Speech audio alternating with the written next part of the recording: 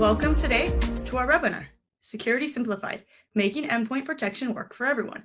I'm Kim Maybaum, Senior Product Marketing Manager here at WatchGuard, and I'm joined today by Chris Ray, Field CTO at GigaOM. Hey, Kim, thanks for having me. Thanks for having us or joining us, Chris. On today's call, Chris is going to talk to you about the state of endpoint security and how things have gotten so complex that it's hurting the protection. He's also going to share some of the findings from GigaOM's latest EDR radar and what organizations need today to stay protected. And then I will close out the call with how WatchGuard helps you simplify your endpoint security and stay better protected in today's threat landscape. So from here, I'm going to pass it along to Chris. Thank you, Kim. So there's a unfortunate reality, which is what's displayed here. The reality of the endpoint. You know, the perimeter is it's a legacy concept in 2026. The endpoint, and maybe to an equal extent, the identity, is really the only persistent battleground. You know, we know that 70, 80% of breaches still originate at the endpoint.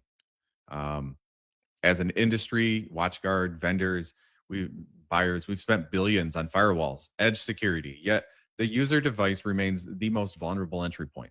This high percentage proves that attackers are consistently finding the path of least resistance through human error and local device vulnerabilities. Increasingly, the shift to hybrid work and cloud permanently widens the attack surface. So in 2020, when that massive shift happened, when the workforce left the office, even before then, there was already that shift taking place. You know, COVID just accelerated it. This left behind the safety of the corporate stack, the perimeter firewalls, the DLP, the deep IPS inspections. Defending against a distributed fleet of laptops on home Wi-Fi requires a fundamental shift from network-centric to identity and device-centric security. And that's unfortunately where a lot of people are still playing catch-up. We know attacks are happening faster. AI's enabling automated attacks.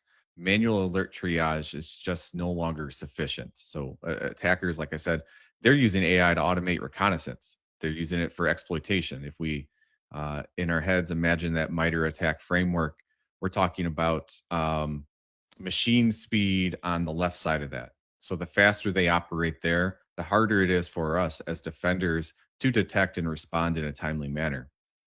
And then finally, I don't think this is new. This has been perennial. This has been a very long-standing problem. Organizations, you guys, buyers, you're overwhelmed by complexity. Security teams are drowning in data, but starving for information. If you kind of hold that for a second, think about it, go back to however you're receiving your alerts, email, PagerDuty, Slack, Teams, whatever it is. You can go through there and probably 3/4, if not more, of the alerts that you get, unless you're a really mature organization, they're probably false positives or they're just informational at best. So we have a ton of data, but we don't have a ton of information. The sheer volume of telemetry from these different systems, it creates like a fog of war, if we're going to make the cyber war analogy, where critical indicators of compromise are so easily missed. We can move on, Kim, if you want. Perfect. Thank you. So now, what are the specific challenges in endpoint security? Prevention is a binary failure mode. If your strategy doesn't assume bypass, it isn't a strategy. It's cross your fingers, hope for the best, right? We're seeing a rise in automated and AI-driven attacks.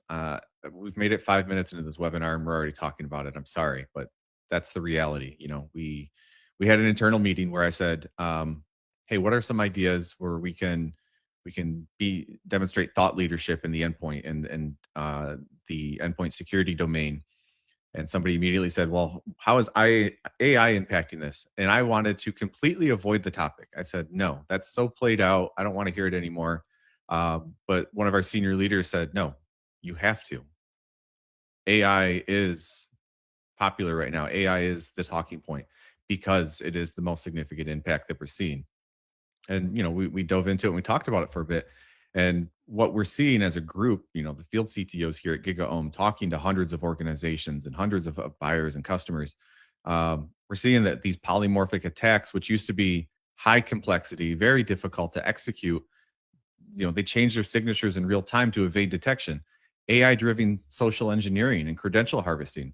This is now industry standard, industry scale, and for sale on the dark deep webs, whatever you want to call it, traditional filters just can't catch this stuff. So take that bundle of problems and challenges and now move on to the next one.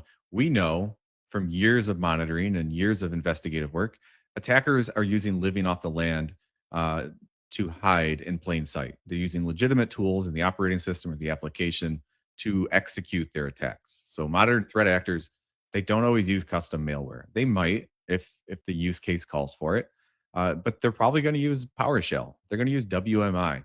They're going to use administrative tools that are already on the system that people may already be using. So therefore, the launch and execution of those programs generally is considered benign. This makes them invisible to standard AV because their actions look like legitimate administrative work. And then finally, we have next gen AV / EDR like tools to stop known threats, but they still kind of lack one piece where they are missing that unknown behaviors. So legacy next gen tools still rely heavily on prior knowledge. Without that deep behavioral analysis that understands the context of an action, not just the file itself, zero-day exploits will continue to walk right through the front door. And finally, prevention alone isn't enough. We have detection and response now as table stakes, or it's a mandatory feature. So in my almost 20-year career, I've learned that every preventative control will eventually fail. Every detective control will eventually fail. The mark of a mature organization isn't that they never get hit, it's how quickly they detect the breach and then contain the blast radius. We can move on, Kim.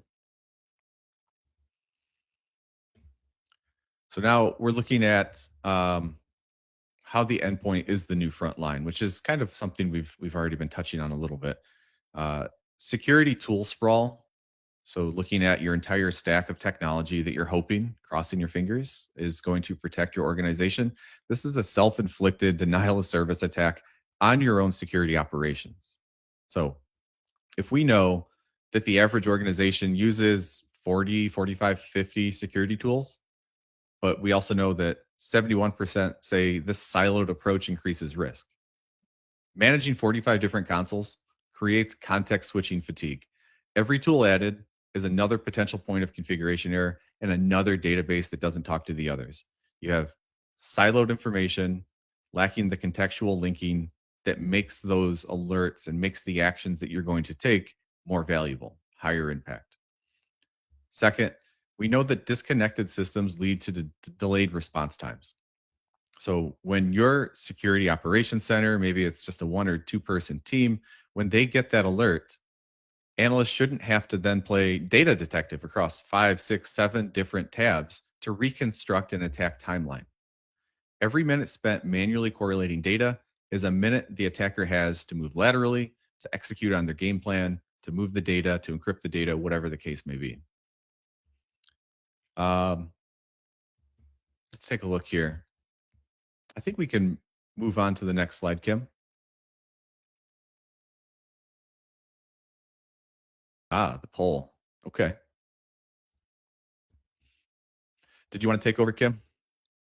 Sure, happy to do so. Liz, can we go ahead and pop up the poll question? So we are curious, what describes your organization's current endpoint protection? Are you using some legacy AV tools? Do you have an EDR light or limited detection, full EDR, or full EDR with some MDR or managed EDR attached? Or are you not sure? I don't know. What do you think, Chris? What do you think the audience is going to have?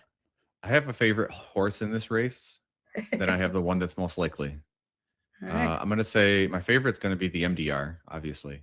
I don't care, unless you're a government organization, you're probably understaffed, underskilled, and overwhelmed. But I think majority is probably going to land in that full EDR deployed. Yeah, looks like your MDR might be the horse that's winning the race, Chris. All right, I'm going to go ahead and pop it to the next slide. Let the results tinker in for a few more seconds. Oof.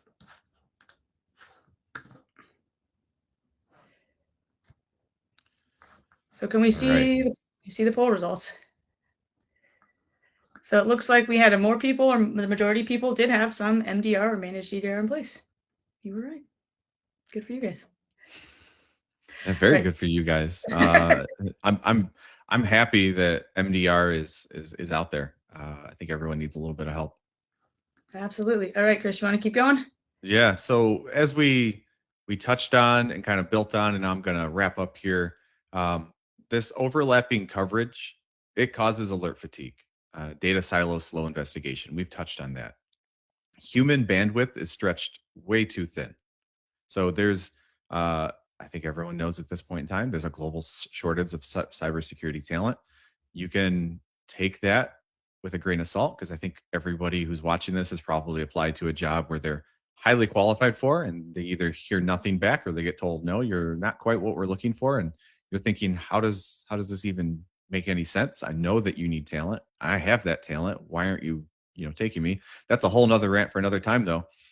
So when you're facing this global cybersecurity talent shortage, obviously MDR is one potential path, but the reality is you're expecting a small team to master dozens of complex interfaces. Like I said, the 40, 50, 60 security tools.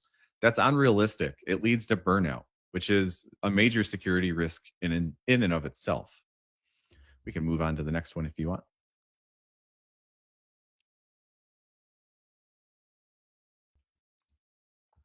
So as we touched on a little bit here, what happens when you have two similar security systems and they both alert on essentially the same security event? You have an overlap in coverage.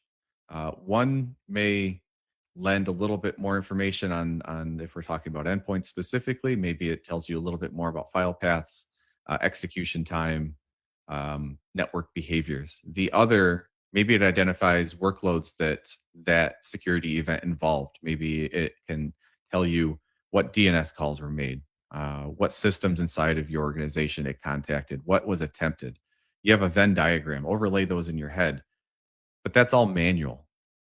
You're having to do this. You have to apply expertise that you hopefully have to determine what is the most likely next step. How can I short circuit this attack?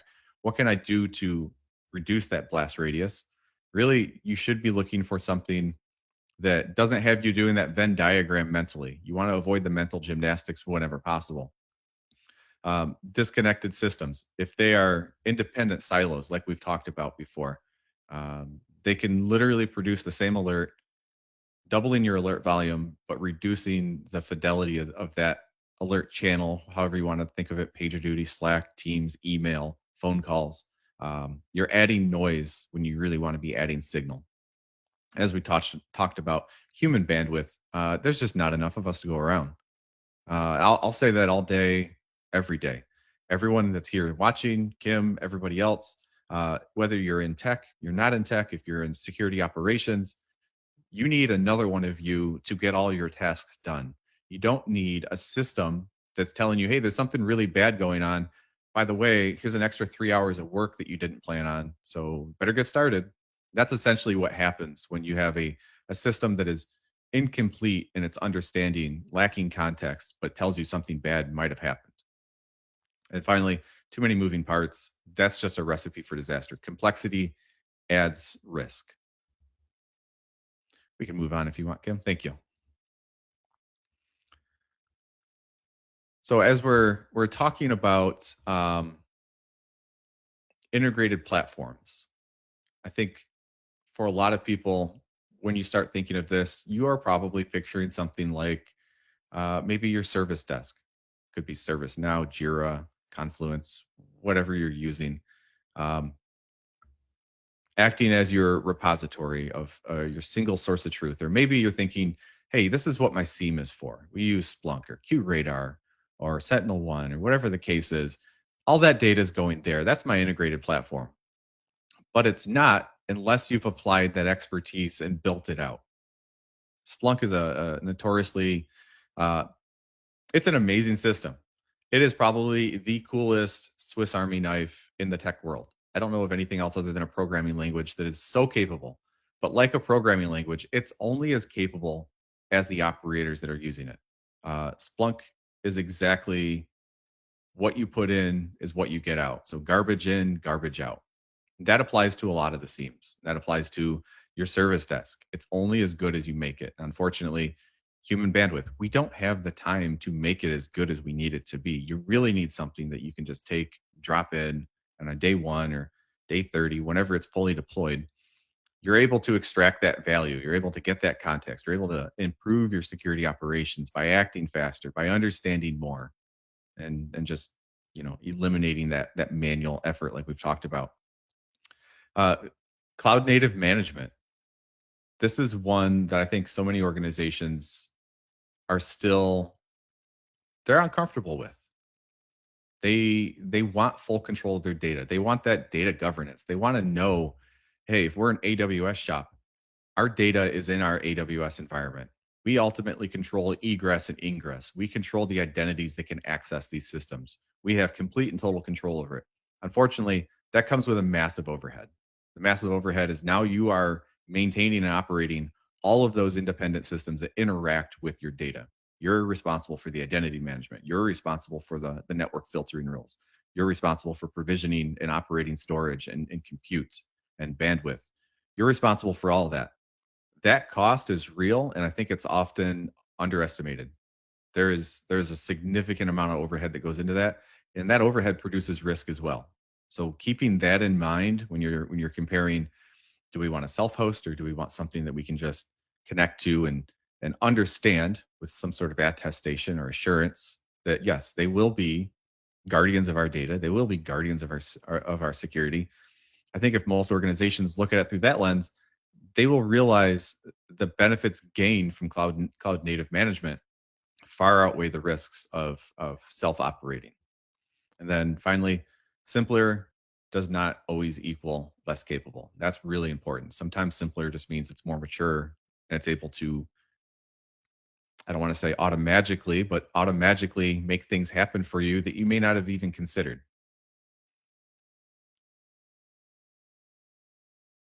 Automatically is a totally appropriate word. So thank you, Chris, for that. We're going to jump to our next polling question, which is, what is your biggest concern when it comes to endpoint security today? So we're looking at, is it ransomware, phishing, social engineering, lateral movement, inside threats, or just general alert fatigue? As Chris was saying, a lot of people struggle with all their siloed tools and they're overworked and they don't have enough teams. So, is it just alert fatigue and operational complexity? Let's see what people say. I'm surprised ransomware took off so fast. Oh, yeah, looks like it might be a 2-person race today. Other horses aren't entering yet. Oh no, now they're coming. Now they're coming in. I think lateral movement is appropriately categorized with the least. I don't think most organizations are able to concern themselves with that. Ransomware, phishing, definitely 1 and 2. Yeah, it looks like it. All right, we'll give it a few more seconds, see if anybody else wants to add their perspective. Go ahead. All right, yeah, ransomware.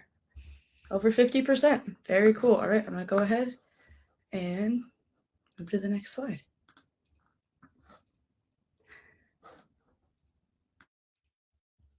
Go ahead, Chris. All right. Let's see. Where did I take off here? So we have,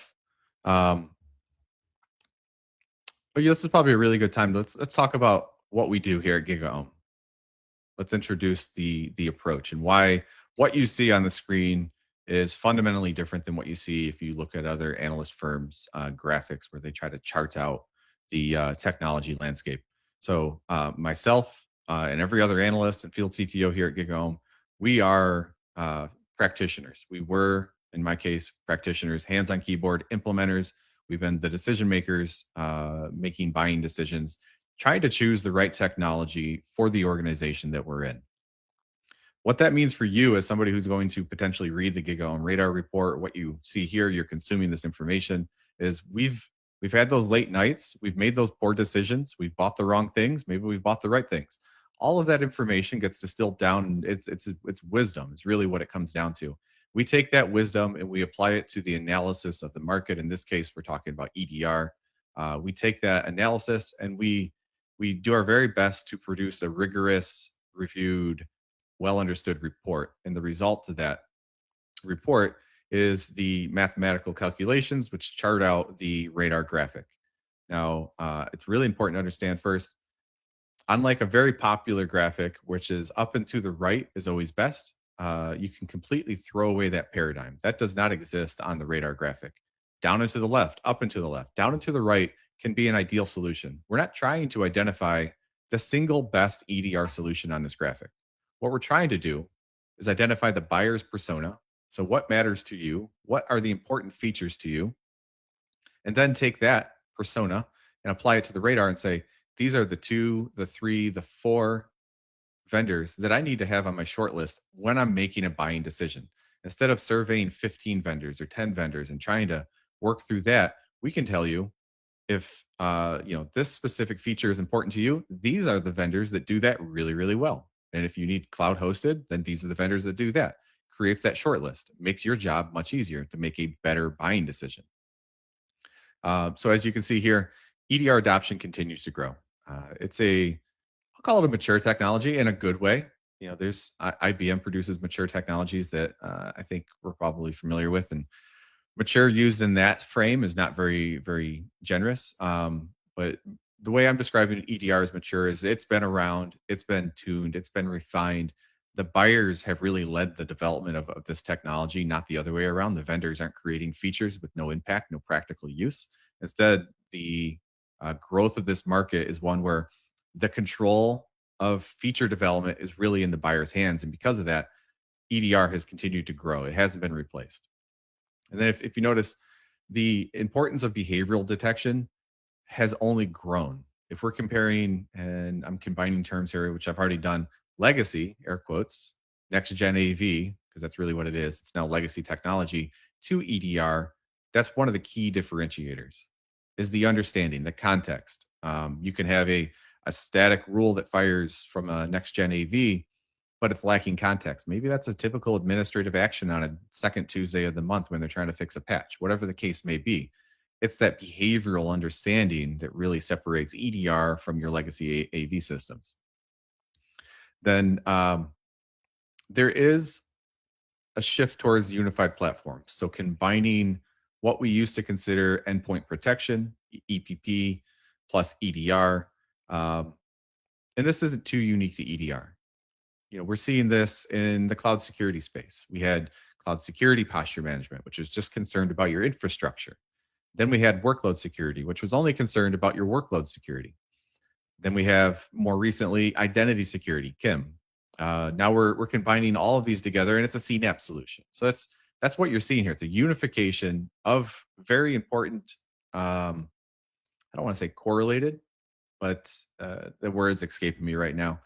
Fill in the blank. They're complementary. There it is. They're very complementary feature sets, and that's exactly what EPP and EDR has done here. EPP was really good at controlling and monitoring the behavior on the endpoint. EDR added in that detection and response capabilities. Marry those together, you now have an even better approach. And of course, speed and automation, yes, that does equal better outcomes. As we talked about before, taking the manual efforts that you have of creating that mental Venn diagram, correlating alerts, weeding out the good info, throwing away the bad info, and then combining those together to determine what is actually happening, what's the next step. That takes time. It's expensive. Human bandwidth is very expensive. We are really good at identifying anomalous patterns. We are really good at picking the needle out of the haystack from far away. We are not really good at triaging the same type of alerts with low fidelity hour after hour, day after day. That will burn people out. You'll see your detection rates plummet over time. Or the inverse of that is if you have a good system that does the correlation for you, you'll see your detection rates and your resolution rates increase over time. So long story short, while the market is maturing, like that last line there says, there are still gaps that remain. There's still more evolution to be had.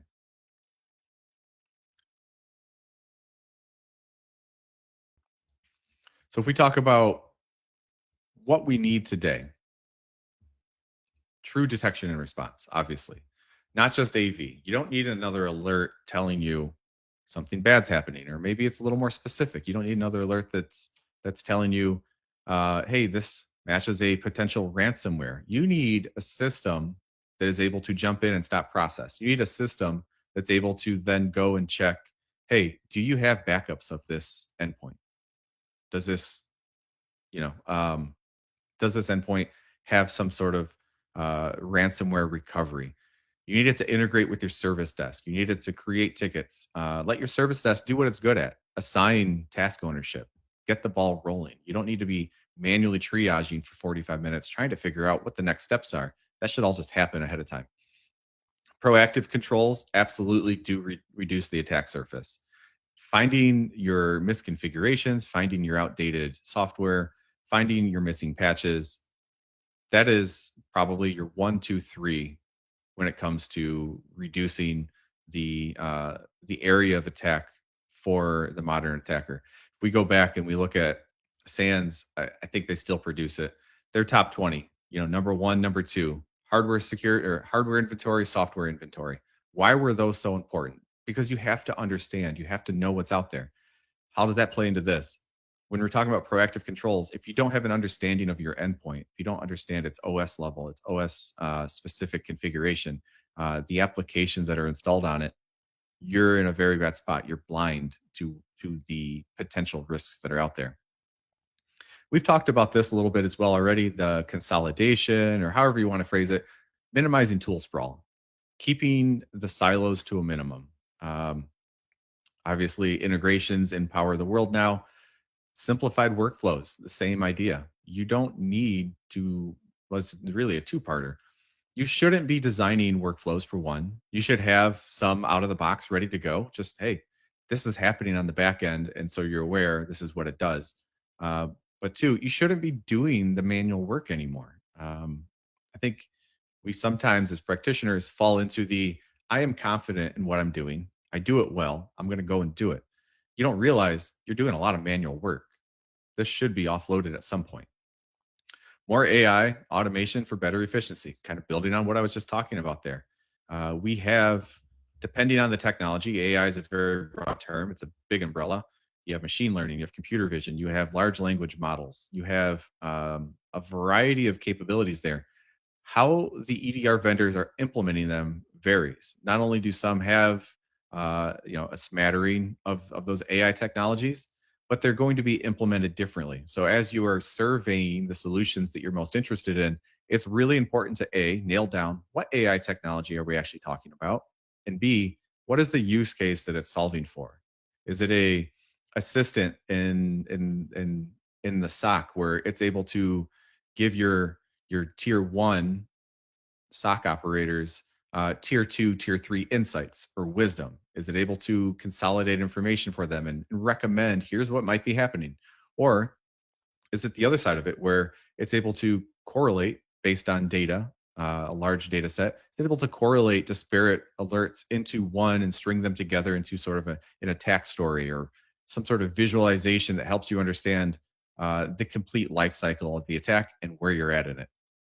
And really what it boils down to is, like that last bullet point there says, you're trying to make security accessible for all skill levels because, again, that skills gap is a real problem.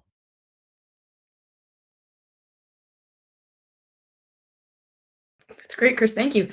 So we are going to pop on to one more poll question.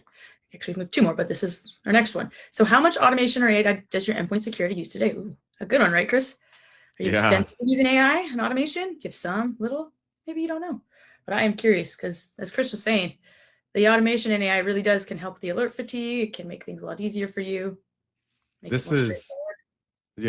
poll asked even 6 months ago would be very different, and I expect the results to be very different in 6 months from now.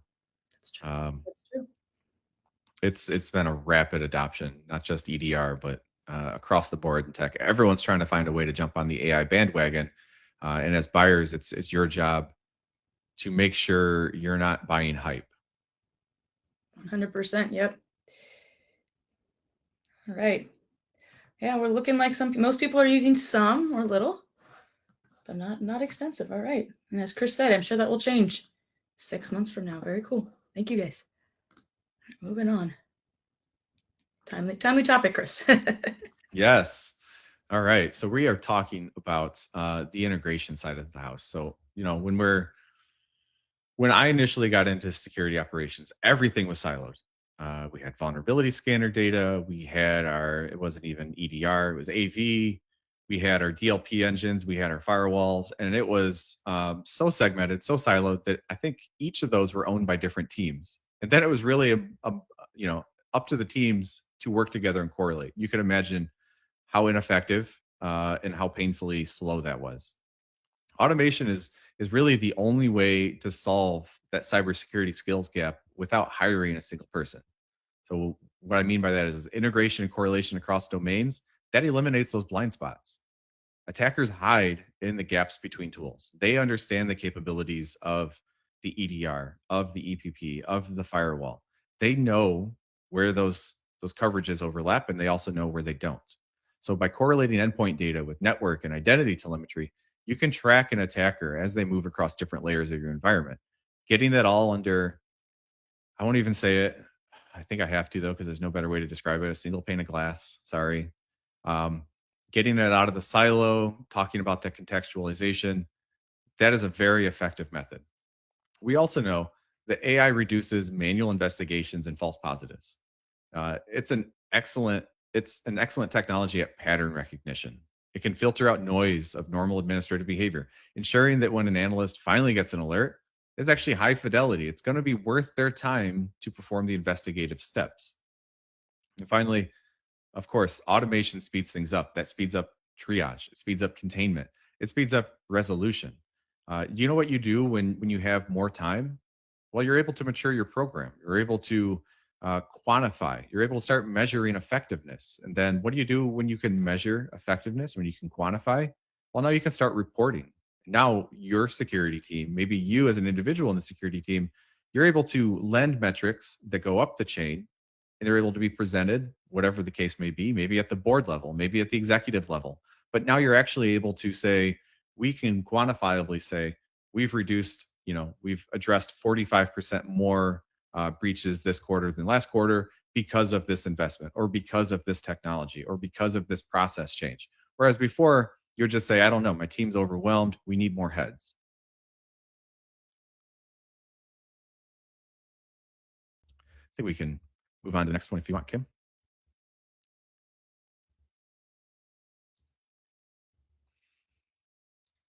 Sorry, didn't even notice that jumped. So endpoint security that works. What are we talking about? I think everyone has had some experience with a program that either you hired into an organization and they're like, hey, this is going to be your tool. You're going to own this. You're going to be the SME on it. And you're excited at first. And then you sit down and after maybe 20 minutes, maybe a week, maybe a month, there's something that pops up. For me, it was, I won't name the vendor, but it was maybe 5 to 6 years ago. And the UI for the solution felt very much like it was written for Windows 95. It had gray boxes with radio buttons and check boxes. It loaded very slowly. It was extremely difficult to use. And it was unfortunately what that vendor released at their time. It was cutting edge for them. And it was what I had to use. It was a huge usability hurdle. It definitely impacted my ability to do work. So when we talk about usability, it is just as important as capability. This was a highly capable solution, but it was so god awful hard to use. I didn't want it. I actually, within 6 months of being there, I said, we need to change. This is so bad. We need to go to something else. The second one here, solutions must work for small and mid-sized teams. So when we're surveying technologies, that is, for me, front and center. My background is one from small teams. I've worked in very large organizations. I've worked at Bank of America, JP Morgan Chase. I've worked at the second largest security vendor. I won't name a name, but I've also worked in a team where I am the only security person. Multiple times, I've been either the first security hire or the only person tasked with security jobs. I've also worked in teams where I'm one of 3 or 4 or 5 people. And I understand that the requirements for the people who are in those small teams or those mid-sized teams are going to be wildly different. You don't need the most cutting-edge forensic analysis tooling. You need something that can say with confidence and give you confidence, hey, something bad happened. Here's likely next steps, and here's why. You don't need to then go and do raw memory analysis. That's not something any smaller mid-sized team needs to be concerned with. If that is coming up from your leadership, hire it out. Find a contractor. Pick a good organization to do that. Don't do that yourself. Don't select an EDR solution just because it's giving you the highly advanced forensic analysis capabilities that you've read about on Reddit or you've seen a YouTube video on. That's a fool's errand. It's a distraction. It sounds really good on paper, but then you get into it and you realize, once I get this info, what am I going to do with it? I have no idea. So set that aside. Don't worry about that. And then automation, as we've talked about, that bridges the skills gap, whether that's through some sort of implementation of AI, where it can upskill your tier one and enable them to behave and act in a tier two while they learn, and maybe they become a tier two, and then you're able to upskill them again and they become a tier three. A good automation, whether it's AI powered or not, should really be upskilling your team. At the end of the day, that's what it comes down to. And then, as always, if you're leadership and you're on this call, I'm sorry, I'm gonna let a little secret out here. Leaders really don't care about technical capabilities. They don't care at all. They just want to know, what is the outcome going to be? Can we get what we need to do for this quarter, for this year? What business driver does this align with? Does it help us achieve and maintain our SOC 2? Does it help us grow our business? Does it reduce our spend? Does it increase revenue? That's the outcome that they're looking for. They don't care where it comes from.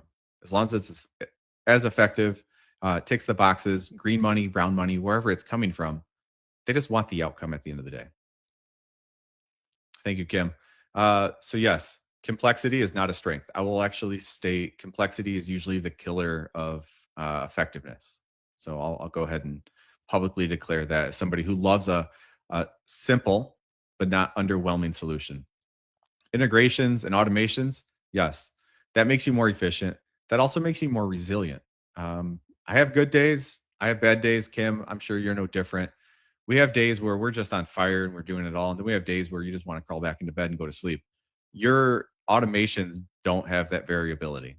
And because of that, they will make you more resilient. And simpler tools, they do outperform in real use. Like I said, the example, and this is deep diving on the memory forensics and those capabilities and the collection of forensic data.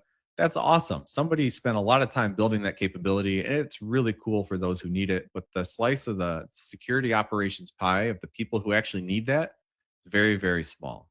So when you're surveying your EDRs, when you're trying to make a buying decision, always keep in mind, especially as a small and mid-sized team, the simplest to use, the simplest to deploy, and simplest to operate solution, it should definitely be in your top three.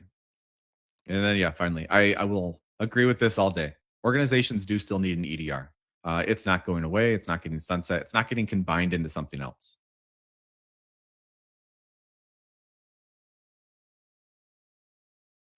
Awesome. Thank you, Chris. That was really great information. So I'm going to take it away from here. So just to kind of echo what Chris has been saying, a lot of what we've been hearing is, endpoints are really critical to your networks, but they're key targets, and you really have to take steps to secure them. And the security tools you find should help improve your security, and reduce complexity, not overwhelm you with alerts. You shouldn't be working in the silos. You need to have something that gives you effective protection that goes beyond traditional prevention. So as Chris said, the AV tools were great years ago, but today you really need a detection and response tool. You really want to look for a tool that has the automation and the AI. Utilizing that will help you reduce the noise. It'll make the task less burdensome for your team, reducing the workload and letting you prioritize other things to do. And as Chris mentioned as well, a lot of people today are working in silos. How many of you have 2-3 tools you have to manage? You have to get data from each of them. You have to pull them together, consolidate it, and then figure out what's the real alert, what's the highest priority. And a unified approach delivers stronger security with less effort. It makes it simpler to manage. And again, simplification doesn't mean you've got less security. It's just removing complexity, which strengthens your protection. And it's funny because at WatchGuard, a lot of people know us as a firewall company, but our endpoint security tool is actually really strong. We've got a lot of customers that have been loyal to us for years because once they get it, they understand it's simple. It's got the automation that you need to protect yourself better. It's got a lot of tools that work together with the rest of our firewalls and other tools so that you can consolidate your information. They complement each other, as Chris was saying, and it's a great technology stack.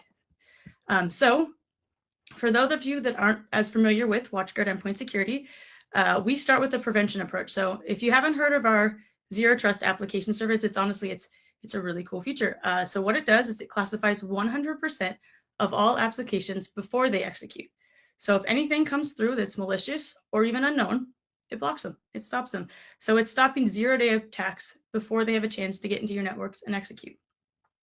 In addition to that, we focus heavily on attack surface reduction. Well, why? Because if you have a teeny tiny attack surface, you have a teeny tiny chance of a threat sneaking through there. So that's things like, preventing misuse of trusted tools or discovering unmanaged endpoints. We also have a host of prevention controls in place.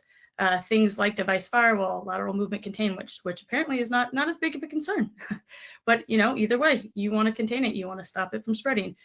Things like the spreads from browsers, from applications, USBs. These are all important techniques to just prevent an attack from coming through. And WatchGuard focuses on that with their endpoint security. But again, as Chris said, prevention is no longer enough. So alongside our prevention controls, we have, of course, detection and response. And this includes our AI-driven incident detection, as well as threat hunting and investigation. So as Chris was saying, you want the tools, the attack timelines, the graphs, the root cause.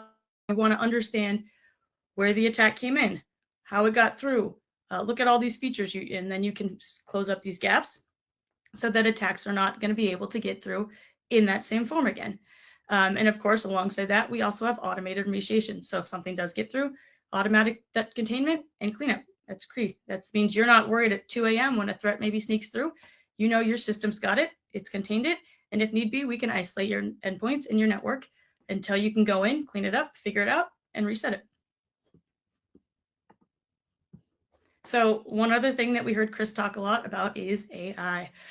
So I know all EDR tools say they use automation, say they use AI, but the way that WatchGuard does it is really unique, and it's something we call a continuous self-learning AI loop.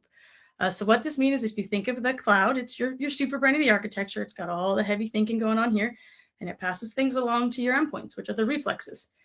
So the cloud makes decisions. That is classifying every execution on the endpoint. And it's also training models in the cloud. So it's taking data from the real world and threat intelligence from multiple sources, and it's compiling all of this, and it's learning. And then it's taking that information and it's distilling it down into lightweight versions that is then shipped off to every endpoint. So then your endpoints can make fast decisions locally with minimal performance impact while offline. I don't know about you, Chris, but I know that a lot of tools, while you're offline, they may not be protection. They may be sleeping, taking their rest. But here at WatchGuard, if you're offline, we're still protecting you. And over time, this continues to improve. This conversation, it's kind of like, again, think of a young child as they learn and grow over time. Their brain is learning new skills, it's passing it along to the body, and it's a continuous cycle. And that is the same here with our continuous self-learning AI. The telemetry and the outcomes flow back into the cloud. Cloud decision-making and analytics improve over time, as does the next generation of endpoint models. And then for our customers today, what they get is protection that keeps getting faster and smarter over time. So we do have one last polling question, and this is going to be talking about how well-resourced your team is to manage endpoint security. Are you fully staffed, adequately staffed? Do you have a small team or no dedicated team? Liz, are we able to pop up that? There it goes. Chris, thoughts on what we're going to see here? Oh, I'm not surprised smaller lean has jumped out. That is the majority of organizations that I've worked with or worked in. Yep, same indeed. So if I think the last one I worked with, they had a 200 headcount. Probably 90 were engineers, so developers in some capacity. And then sales, marketing, administrative roles like HR and stuff. And they had 4 security focused roles. Yep, that sounds about right. All right, well, it looks like over 50% is saying small or lean team. And similar to Chris, I can't say I'm too surprised with this result. This is really what WatchGuard is here for, to help those teams that are small and resource constrained, do more with less. Because regardless of how well staffed you are, everybody wants to improve processes and reduce workload. That's just a win. And with that being said, I wanted to bring up a really cool example of one of our partners, AMA Networks, who actually might be on the call with us today. They joined with WatchGuard years ago, and what they're here to do, what we're here to help them with, I should say, is to simplify their security, improve their security, and also reduce their day-to-day operations, take away some of that burden. And since they've been on WatchGuard, they've had 30 to 40% faster deployments with our cloud. That means they're getting their users and their devices up quicker, and that means people are protected sooner. They've got quicker threat detection and containment, which reduces downtime and risk, super critical. They save over 60 hours on license administration every year, and that means their team can do higher value work, focus on other priorities, and they don't have to do the manual, tedious maintenance of license administration. And also a 25% reduction in support volume, thanks to our automation and our unified management. And one thing I actually want to call it in particular is the quote on the side. So I was speaking with Amir, the CEO at AMA, and one of the things he mentioned is that he's had 0 major breaches or ransomware incidents among fully WatchGuard protected clients. And that to me is amazing. You know, that's exactly what we strive for, to keep you protected. His team doesn't have to stress about it. They know that they're protected. They can sleep at night knowing that if something comes off at 2 a.m., you know, it's going to be blocked automatically. So that is why we're here to help the small and medium teams that don't have a dedicated security staff or have a very lean staff do more with less, get more time back in their day to do other priorities and also still be confident in their security. So just to kind of sum all of that up, if Amir's perspective wasn't enough, why WatchGuard endpoint security? Well, we're a leader in endpoint security. You just saw the GigaOM results. We've also recently participated in the MITRE ER7 evaluation.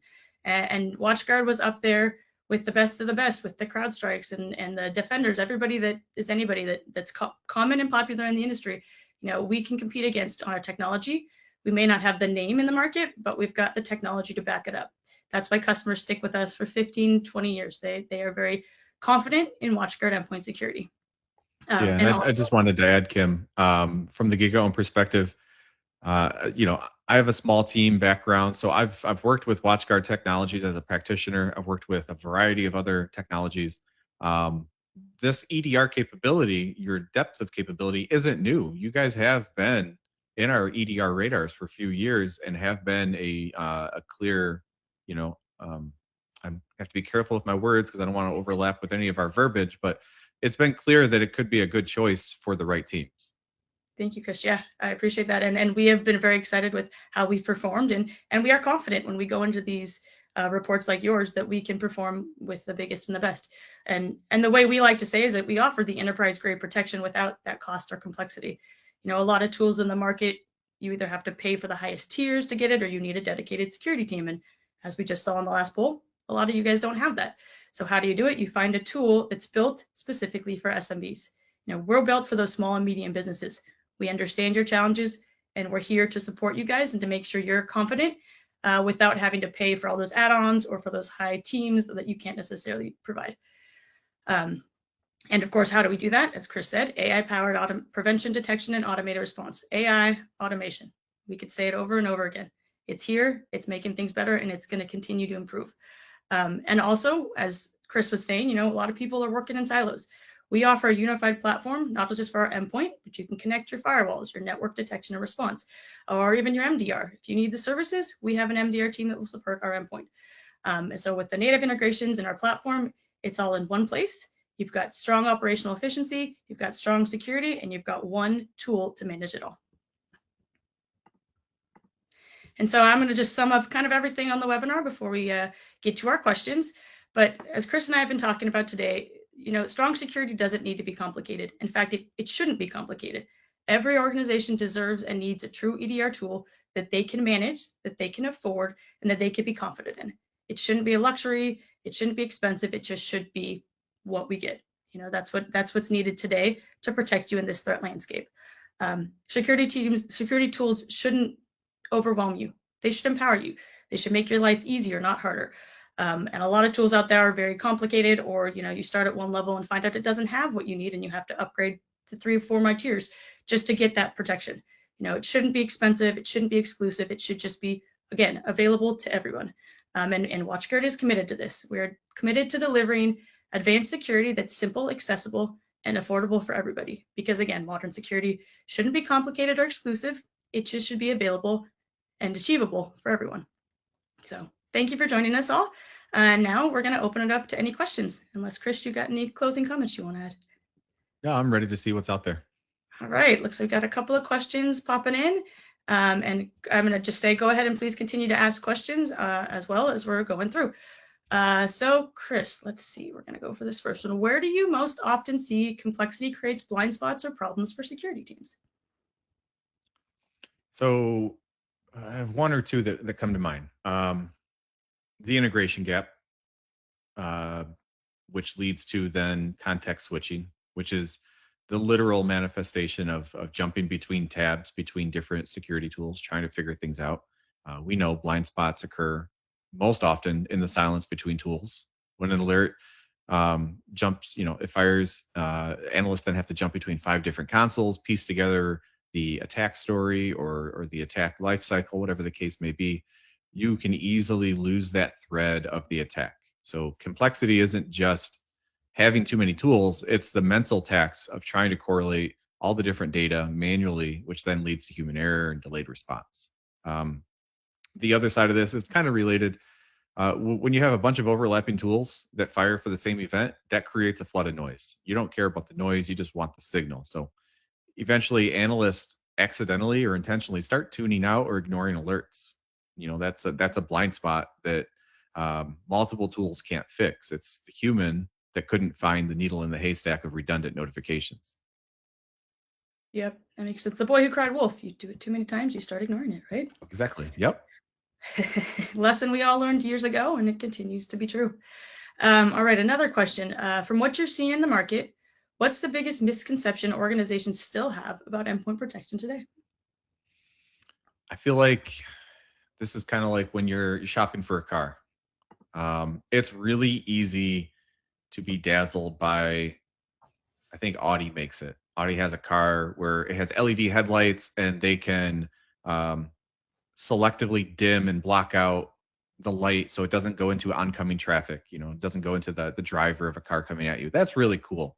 But what do you get at the end of the day? Well, like, what's your actual improvement in your driving experience or your safety? That's really flashy. It catches your eye. Boy, that looks cool in a demo. The same thing happens when you're talking about security tooling. There's this complexity equals security mindset. And it should be the complete opposite. Complexity does not equal security. Complexity often equals friction. It equals the opportunity to make mistakes, which both of those increase risk.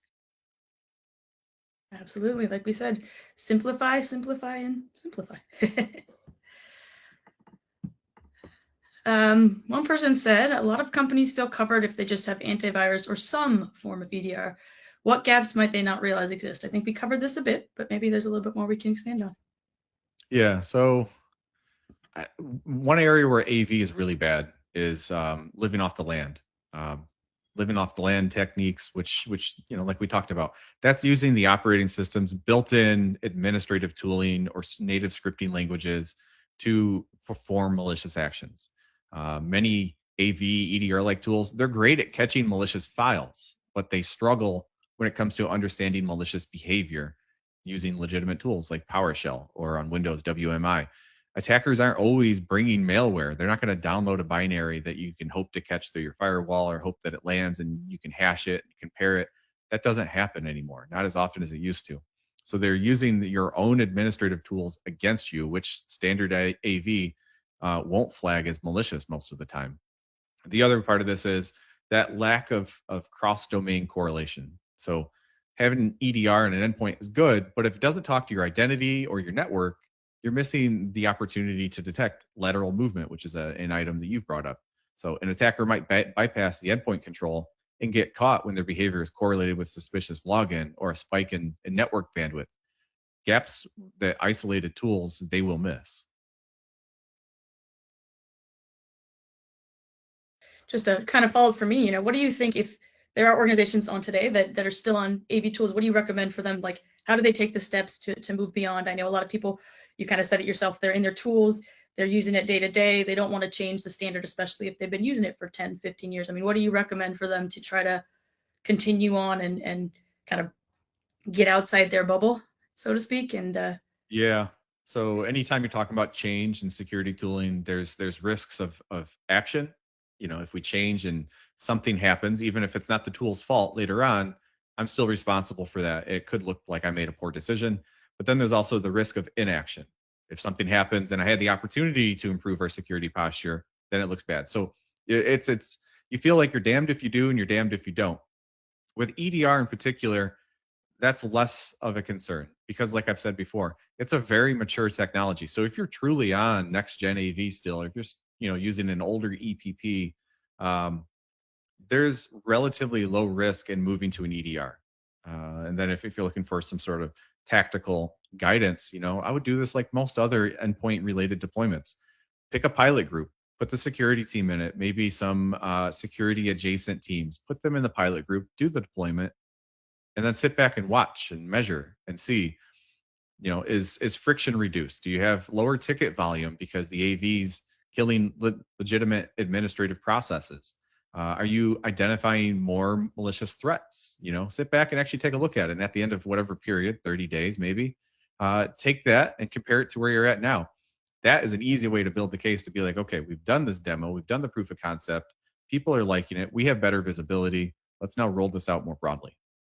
Yeah, I love that. And if you guys haven't tried WatchGuard's endpoint solutions yet, we usually can do some pilots and programs so you can get in and see, like Chris says, see the difference it makes, understand the value it brings and how you can justify that to your team to show, the value it brings and the reduced manual efforts and the more time back to do other things. So yeah, absolutely great. I think I'm going to get one more question in, talking about the buzz in AI and automation.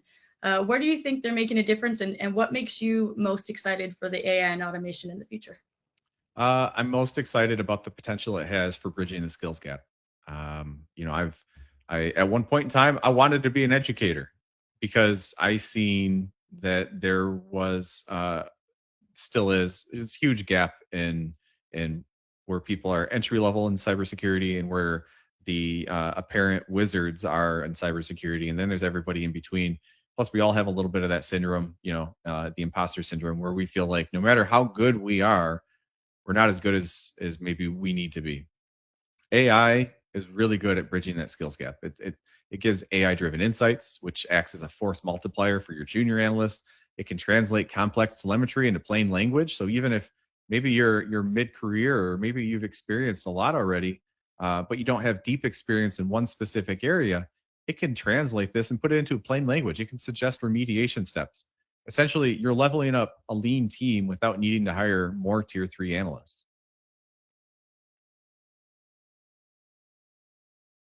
Yeah, couldn't agree more. Again, it's all about simplification, removing the complexities, removing the silos, finding ways to make your life easier and to, give you priorities and time back to do other things in your day. So you're not focused on digging through all the alerts and worrying about, can I hire somebody with these skill sets when your tool can help you figure it all out on its own. So perfect. I see a few more questions have popped in. So for those of you we weren't able to get to today, we'll reach out to you directly with some answers. And Chris, thank you so much for your time. We really appreciate it. And we appreciate everybody joining us today. Thank you, Kim. Thanks, everyone. Take care, everybody. Goodbye.